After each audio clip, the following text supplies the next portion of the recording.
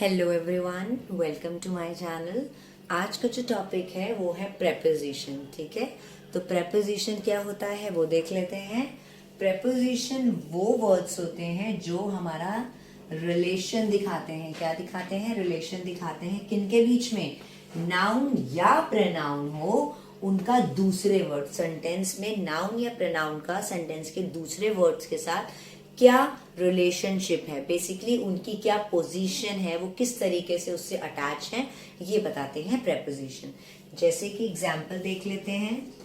इसके एग्जाम्पल हैं in, on, under, behind,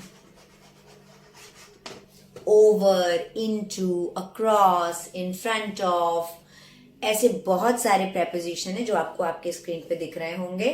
ठीक है, अब हम आगे चलते हैं और ये देखते हैं कि प्रेपोजिशन के यूज कहाँ कहाँ और कैसे होते हैं। ठीक है,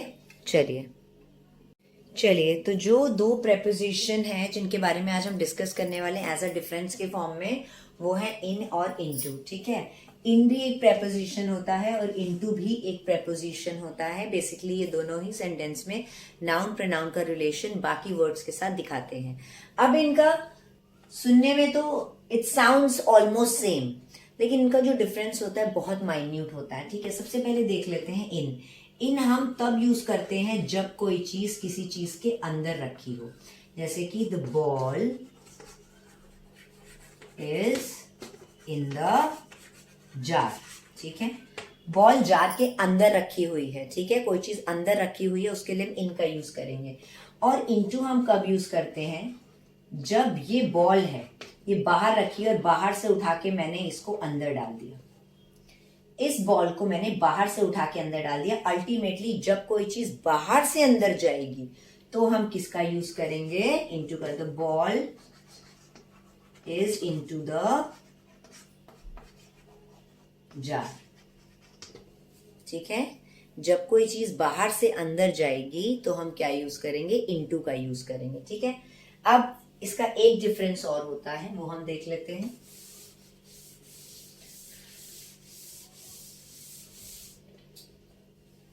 कोई चीज अगर हमारे बैग में, जैसे ये हमारा बैग है, बैग के अंदर हमने बुक्स रखी हुई हैं, तो हम क्या बोलेंगे? The books are in the bag. ठीक है, अब बैग के अंदर हमने बुक्स रखी हैं, ऑब्वियसली बुक्स उसके अंदर मूवमेंट तो करेंगी नहीं, हमने जैसे रखी हैं वो वैसे ही रहेंगी ना।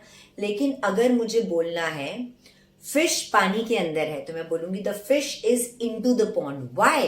क्योंकि जब फिश पानी के अंदर होगी तो वो मूवमेंट करेगी। तो ये ध्यान रखना, यहां पर मूवमेंट नहीं होती है और यहां पर मूवमेंट होती है। ठीक है, इनटू वहां लगता है जहां पर मूवमेंट के साथ कोई चीज होती है। ठीक है, और इन जहां पर नो मूवमेंट वाला सीन होता है। फाइन, अगर राम कमरे के अंदर जा रहा है तो मैं क्या बोलूंगी? Ram is going into the room. और अगर राम ऑलरेडी कमरे में है तो मैं बोलूंगी Ram is in the room. ठीक है, आई होप आपको इन और इनटू का डिफरेंस अच्छे से समझ आ गया होगा।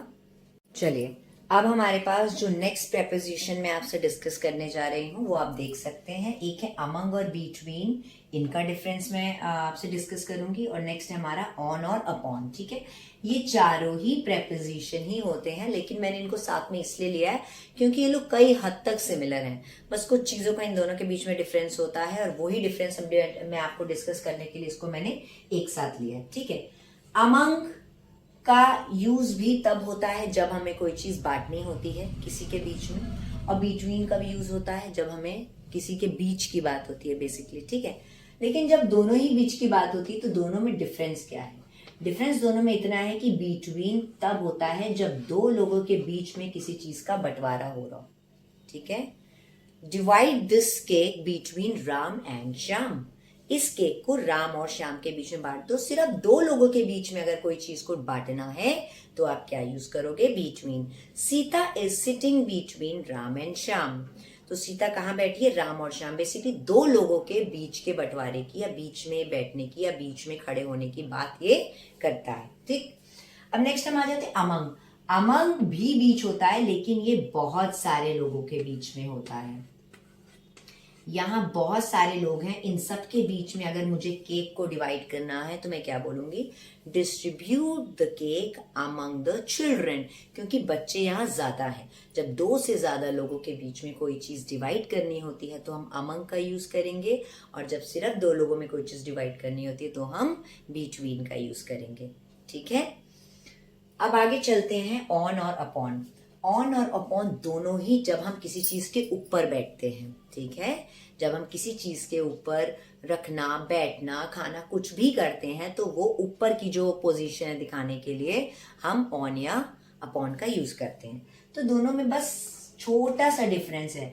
ऑन तब लगेगा जब कोई चीज किसी चीज के ऊपर है लेकिन वहां पे मूवमेंट नहीं होगी, और अपॉन तब लगेगा जब कोई चीज किसी चीज के ऊपर है और मूवमेंट के साथ है। जैसे कि अगर मैं बोलूं the cup is on the table, तो अगर आपने कप को टेबल पे रखा है तो क्या वो मूवमेंट करेगा? नहीं करेगा।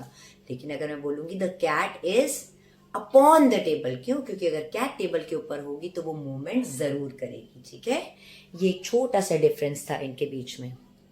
चलिए, तो अब जो नेक्स्ट प्रेपोजिशन हम लोग डिस्कस करेंगे वो है beside and beside.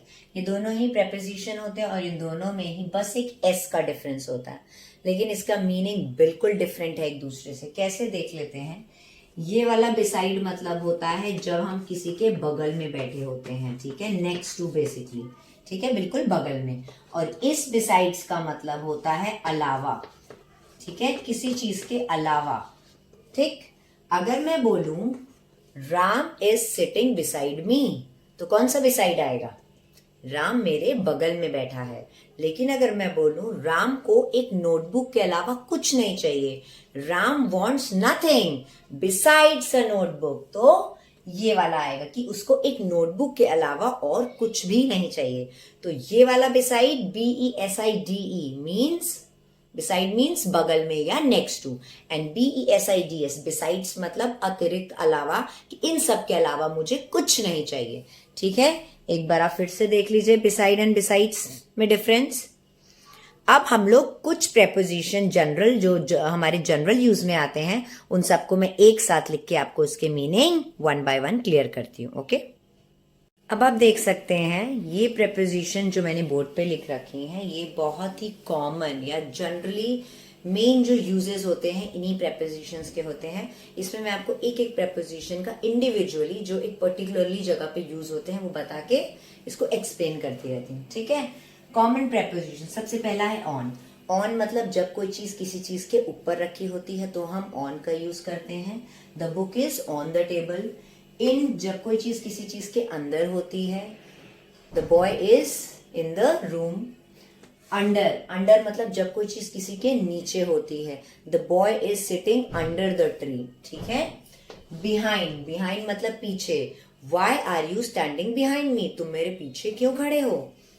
Near, near मतलब पास, कम नियर मी, मेरे पास आओ। ठीक है, बीटवीन, बीच में, come and sit between the two pillows, इन दो पिलो के बीच में बैठ जाओ। In front of, in front of मतलब सामने।